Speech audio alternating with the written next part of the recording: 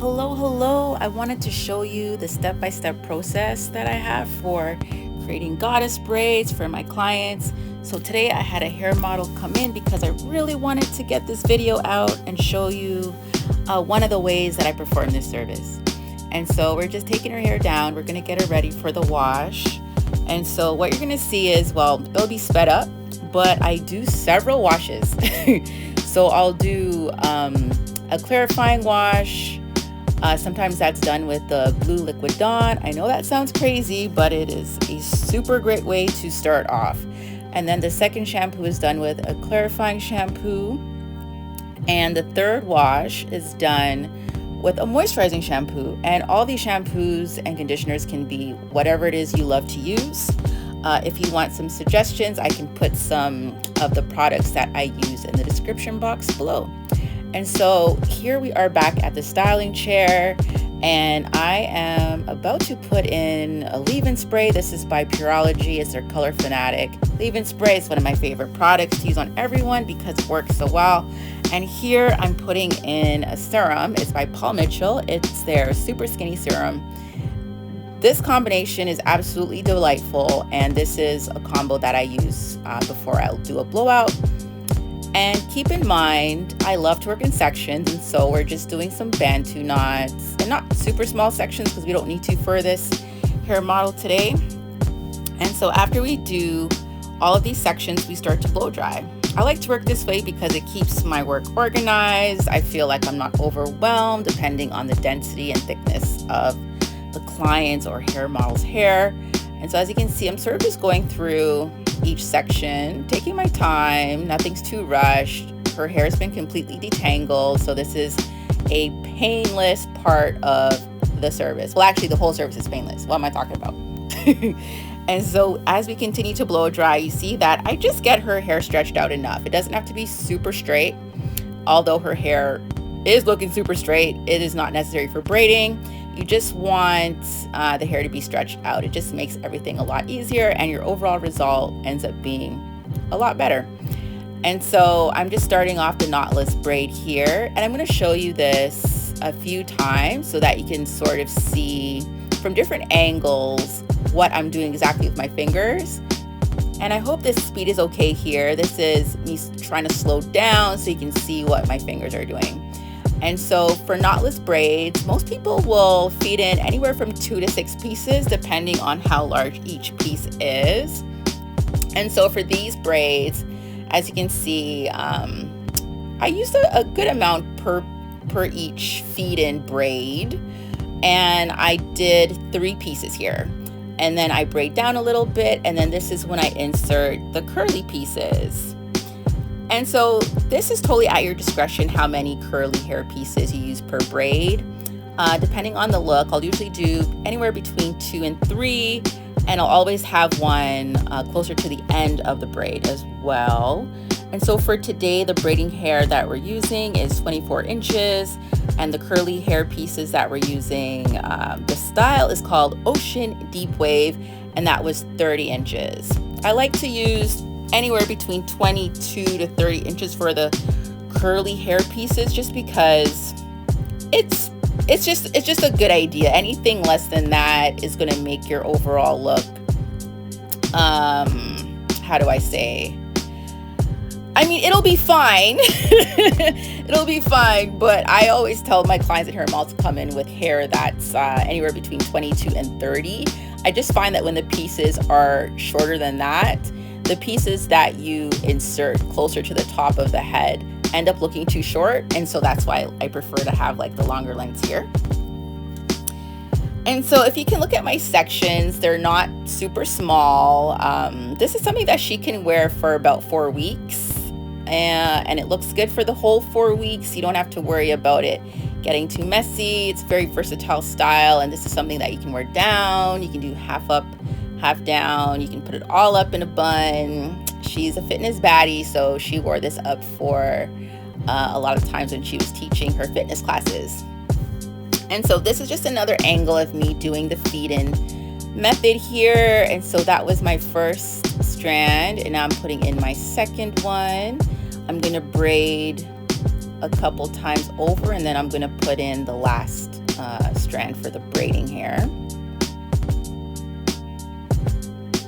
And so as you'll notice, as I insert the curly hair, I'm taking my time with it. I'm not in a rush. The whole point is quality over rushing the service. You want to make sure that you're doing a good job. And as you can see, as I start to braid down, what I end up doing is I'll stop to a point, so I won't finish the braid all the way to the end. I'll stop, I'll clip that section away, and then once I get enough grouped together, I'll actually get an elastic band and put everything together. And so here I'm putting in my final curly piece as we get closer to the end of the braid, and then I will clip this with the other group to keep it all separated. And that's another thing, guys, I always have clips to get the curly hair piece up out of the way, and I just clip it up onto itself, as you can see here. And now I'm just finishing off this braid, and I'm not going much further than this before I group it with the other bundle that you see here.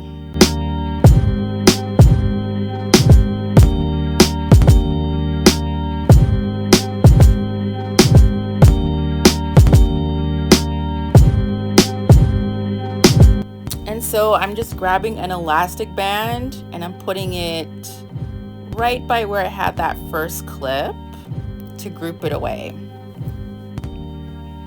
And so here is another angle for you to see what I'm doing. And so as we get to the top of the head, I find that this could be a better angle. So I wanted to throw this clip in there as well.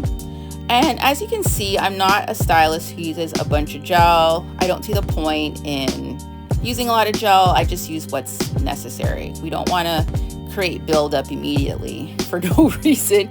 We just did a great wash and blowout. There is no reason to just dump a bunch of product onto your client's scalp for no reason. And as you can see, I try to stick to just keeping the gel on the actual hair and not on the scalp.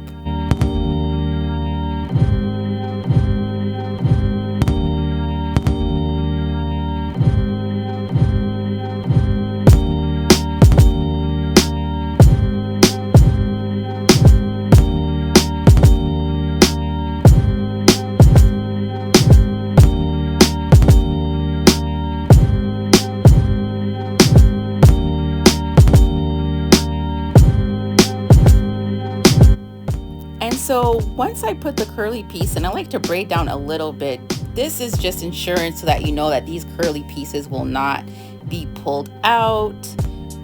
You know, we want to make sure that it's secure. I opted for this curl because I wanted to create a video where I'd show you what I do toward the end, where I curl the braiding hair separately. And so I really like this curl. Again, it's the Ocean Deep Wave in 30 inches. Some other favorites are, the water curl, Ocean Deep Wave again, Body Wave, and Deep Wave. If you're using a hair that's more of a wave and less of a curl, you can get away without having to curl at the ends of the braiding hair with Flexi-rods because it blends right into the waves. But once you're using a curly hair, it may look a little bit strange to have straight braided ends alongside curly hair. So that's just something to keep in mind. And so if you're looking for more of a bohemian look, I would lean more towards the waves and less of the curls. So I think my favorite is probably the body wave for that look, and then you also have the deep wave as well.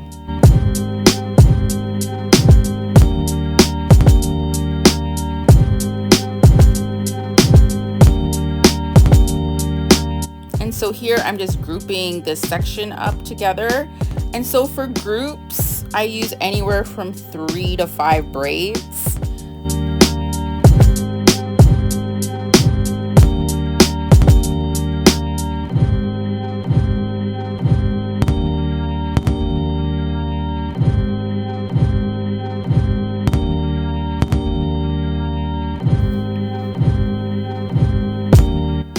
so here you're seeing how I curl the ends with the Flexi-rod. There are many ways to do this. This is not the only way. I think I do this about 3 different ways, so that's just something to keep in mind. This is just one. Maybe in future videos I'll show you my other methods as well.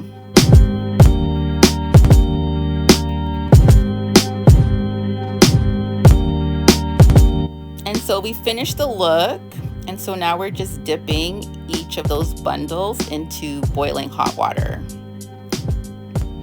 And I have a towel nearby, and I'm just going to squeeze that dry.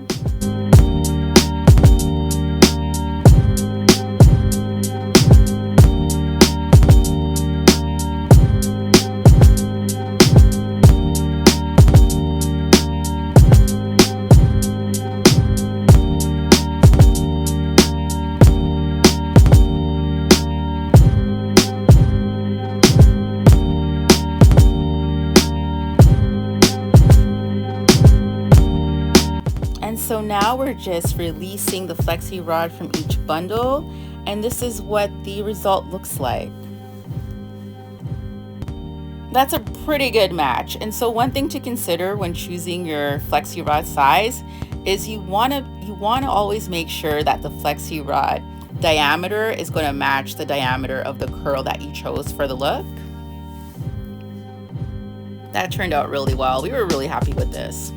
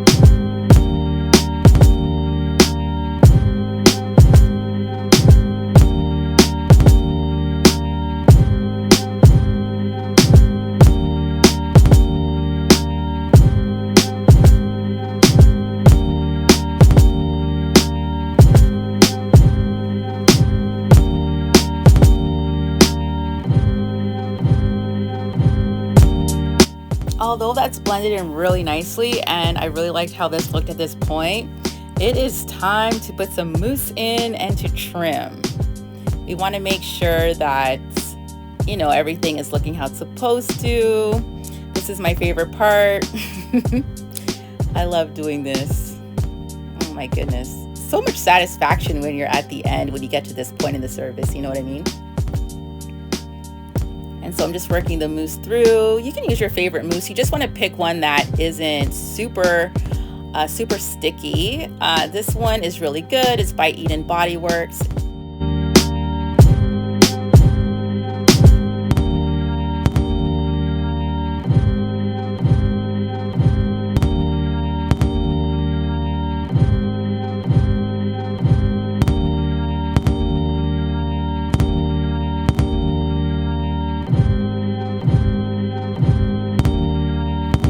And you can trim how far up, you know, as you want.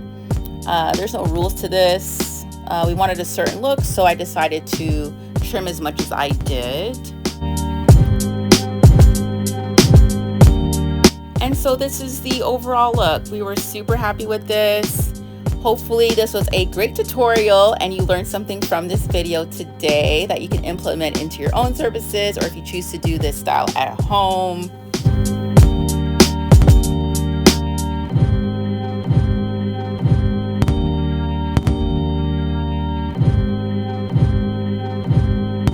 And remember, you can use the same technique for any size that you choose to do.